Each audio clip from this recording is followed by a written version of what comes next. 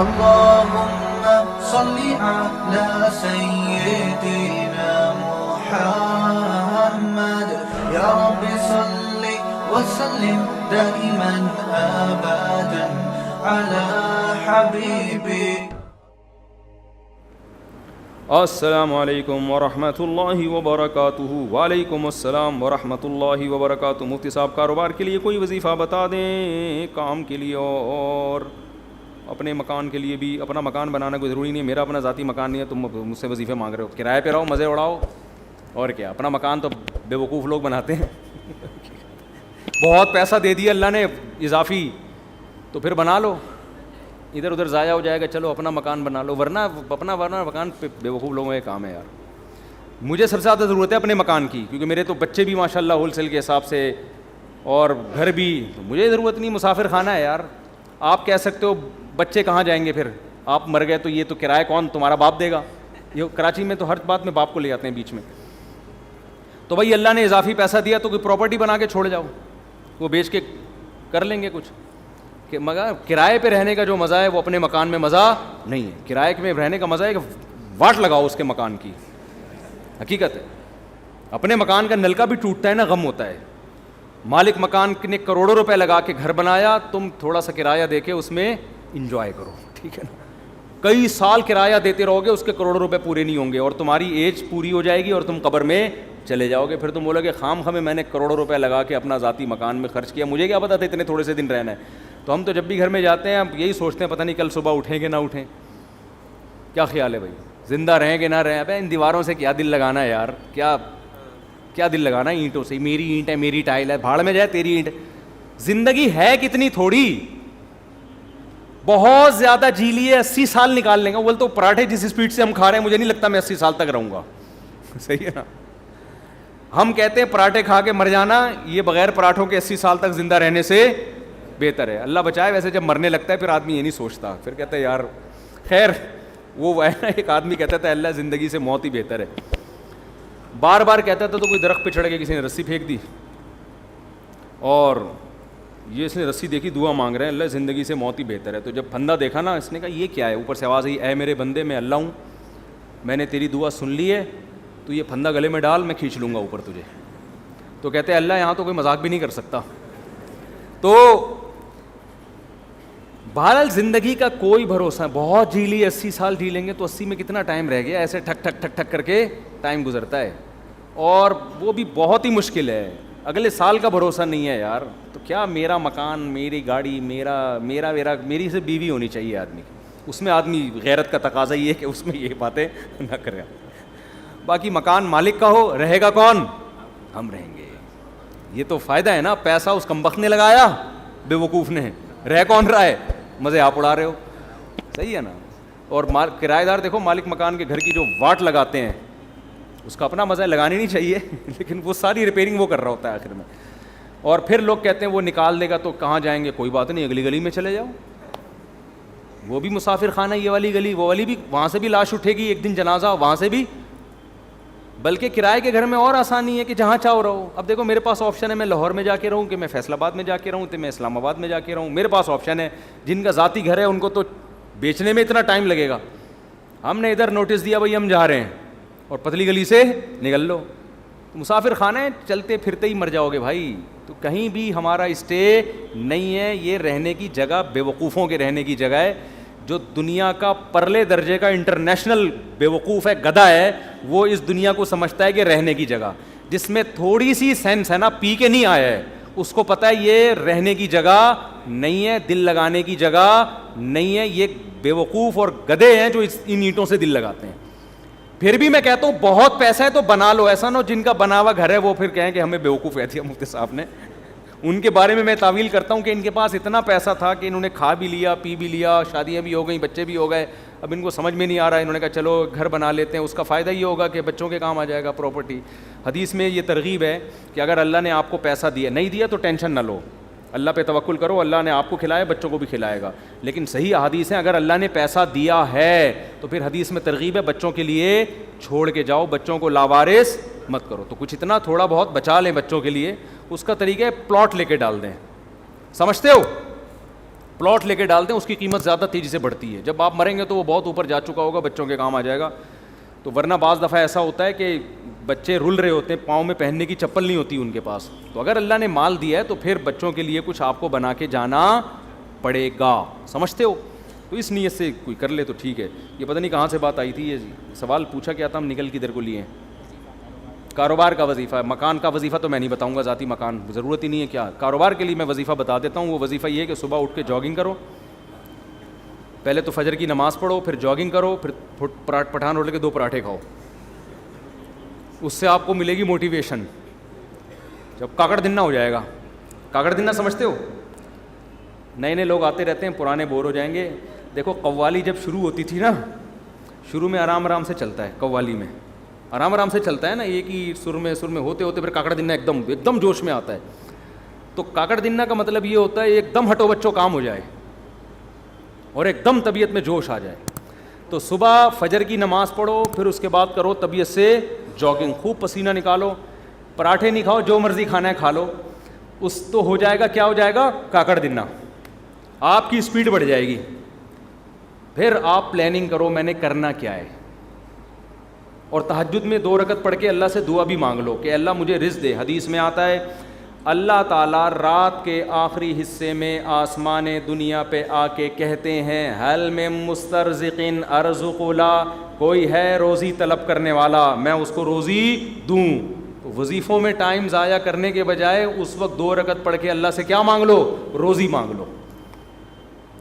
ہمارے یہاں کیا کرتے ہیں, میں کسی کو بتاتا ہوں نا تہجد میں 2 رکعت پڑھ کے اللہ سے روزی مانگ لے. وہ تہجد میں 2 رکعت پڑھنے کے لیے اٹھتا ہے, اس کے بعد پھر سوتا ہے, 1 بجے اٹھتا ہے پھر وہ. تو اللہ کیا کہے گا, مانگ تو روزی رہا ہے, کام سارے نحوست والے کر رہا ہے. روزی کو دھکا دینے والی بات ہے نا. جو 1 بجے سو کے اٹھے گا, اور کراچی میں 2 بجے کسی کو فون کرتا ہوں, کہتے ہیں میں ناشتہ کر کے آ رہا ہوں, دوپہر 2 بجے میں کیا کر کے آ رہا ہوں, ناشتہ کر کے آ رہا ہوں. تو کاروبار گیا کہاں, تیل لینے. آپ کہہ سکتے ہو کہ میں فجر کے بعد جاگنگ کر کے رات کو تہجد میں 2 رکعت پڑھ کے اللہ سے دعا مانگوں گا, پھر فجر کے بعد جاگنگ کروں گا, پھر آپ کے مشورے پر 2 پراٹھے کھاؤں گا. اور کاکڑ دنہ 2 پراٹھے, یہ ویسے ہی کہہ رہا ہوں میں, مزہ آتا ہے کہنے میں یار, پتہ نہیں کیوں پراٹھے میں. باقی آپ جو مرضی کھاؤ, پراٹھے تو نقصان دیتے ہیں لیکن جو مرضی کھاؤ.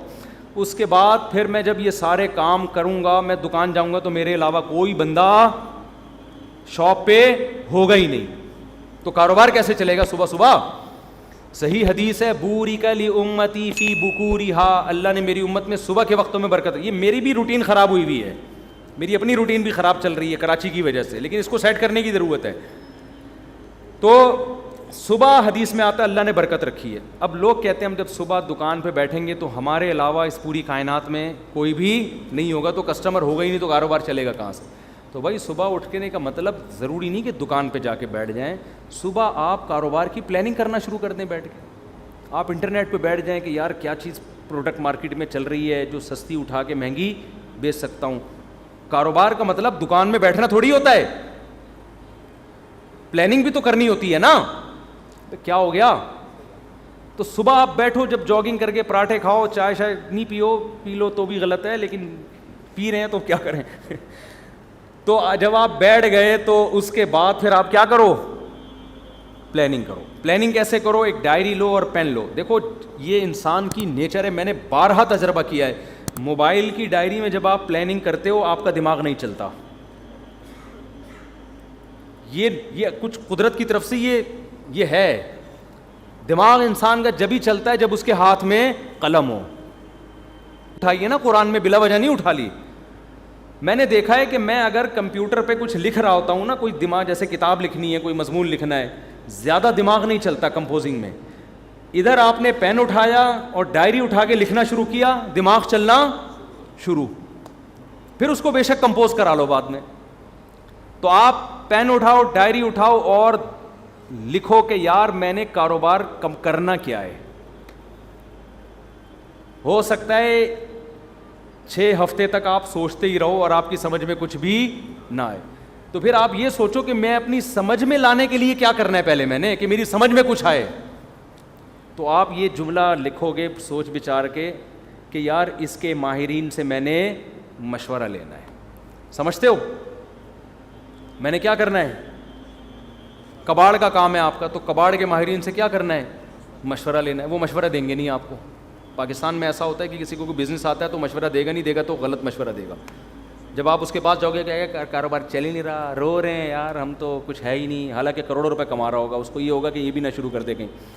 تو پھر آپ نے یہ لائن کا اضافہ کرنا ہے کہ مشورہ نہیں لینا, اس کو کاروبار کرتے ہوئے میں نے دیکھنا ہے. تو شیر شاہ مارکیٹ میں جاؤ, دیکھو کباڑ والے کیا خریدنے ہیں, کہ یہ سارا سروے کرنا ہے میں نے. یہ سب چیزیں ڈائری میں, جو چیز سمجھ میں نہیں آ رہی تو وہ سمجھ میں کیسے آئے گی اس کے لیے الفاظ لکھو. سمجھتے ہو؟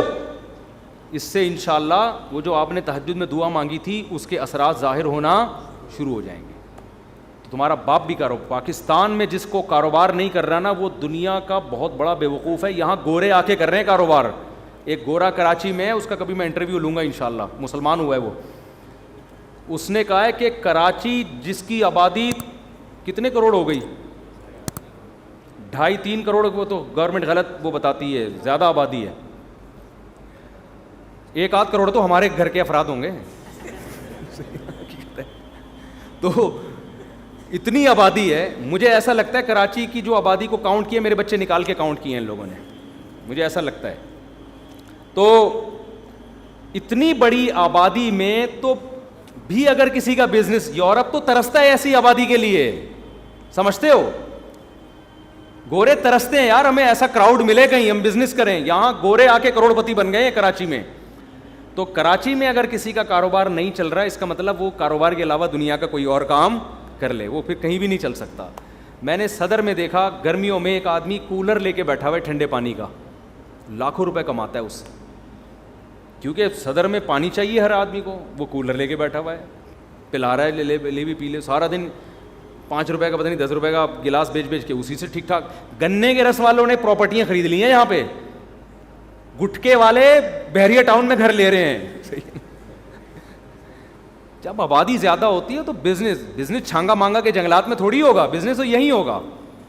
سبزی منڈی میں جا کے دیکھو کیسے کروڑ پتی, ٹماٹر بیچ کے ارب پتی بن گئے ہیں. تو کراچی میں تو آپ نے مائنڈ استعمال کرنا ہے, کھوپڑی استعمال کرنی ہے, تو کھوپڑی بھی استعمال کرو, اور رات کو بیٹھ کے تہجد میں اللہ سے 2 رکعت پڑھ کے دعا مانگو. صبح دوڑو, اس لیے میں کہہ رہا ہوں کہ اگر صبح دوڑے نہیں تو پھر کیا ہوگا کہ سستی میں پڑے ہی رہو گے. شیر شاہ کون جائے کباڑ میں جا کے, اور اگر گئے تو کمر میں درد, گھٹنے میں درد. اور اس نے کہا کہ یار یہ ذرا اسٹیل تھوڑی سی اٹھائی, اور جس زاویے سے اٹھائی قیامت تک کے لیے ویسے ہی ہو گئے. ایک صاحب نے مجھے اپنا واقعہ سنایا, کہہ رہے میں حج کرنے کے لیے گیا, ان کی عمر 50 سے اوپر تھی, سچا واقعہ ہے. کہتے ہیں میں حج کرنے کے لیے گیا تو پہلے چکر میں رمل کرنا پڑتا ہے نا, تھوڑا اکڑ کے. کہہ رہے میں نے یوں کیا تو میں یوں ہی ہو گیا, کیونکہ عادت ہی نہیں تھی ورزش کرنے کی, چلنے پھرنے کی. کہہ رہے ہیں ایسا پٹھے میرا پہلے جھٹکے میں ہی اٹکے ہیں, اکڑے ہیں, کہ اس کے بعد میں کافی ٹائم لگا دوبارہ نارمل کنڈیشن میں آنے میں. مالشیں ہوئی, پتہ نہیں میڈیسن لیے, پھر جا کے وہ رمل ہی رہا ان کا. اب تک میرا خیال ہے رمل ہی ہوتا ہے ان کا, گھر میں بھی رمل کرتے ہوئے آئے ہو. تو یہ حال ہو جاتا ہے انسان کا. تو اس لیے میں کہہ رہا ہوں صبح دوڑو گے تو ذرا فائدہ ہوگا. تو یہ وظیفہ میں نے آپ کو بتا دیا, اس پر عمل کریں. پھر بھی پیسہ نہیں آیا تو اس کا مطلب اللہ نے آپ کی قسمت میں کیا لکھی ہوئی ہے, غربت. پھر وہ نجومی والا واقعہ سوچا کریں کہ ایک نجومی کے پاس گیا غریب آدمی کہ بھائی میرے پاس پیسہ یہ کیا ہے, میں بہت پریشان ہوں غربت سے. اس نے کہا, اور لکیریں دیکھ کے کہا 10 سال اور پریشان رہیں گے آپ. یہ خوش ہو گیا کہ پھر اس کے بعد شاید پیسہ آ جائے. اس نے کہا پھر پیسہ آئے گا. اس نے کہا نہیں, پھر آپ کو غربت کی عادت ہو جائے گی, پریشانی ختم ہو جائے گی. تو آپ اس طرح سے بزنس کریں, یا تو پیسہ آ جائے گا ورنہ آپ کو کھجل خواری کی عادت پڑ جائے گی. یہ بھی ٹھیک ہے, کیا خیال, اس کا اپنا مزہ ہے بھائی. یہ جو رات کو گٹر کے ڈھکن پہ بیٹھے ہوئے ہوتے ہیں, آپ کیا سمجھتے ہیں ٹینشن میں ہوتے ہیں بے روزگار لوگ؟ تو لائف کو انجوائے کر رہے ہوتے ہیں. مفتی طارق مسعود صاحب کے بیانات سننے کے لیے youtube.com/مفتی طارق مسعود کو سبسکرائب کریں, اور اگر آپ لائیو ویڈیو کو کبھی بھی مس نہیں کرنا چاہتے ہیں تو سبسکرائب کرنے کے بعد بیل آئیکن پہ کلک کرنا مت بھولیں. جزاک اللہ.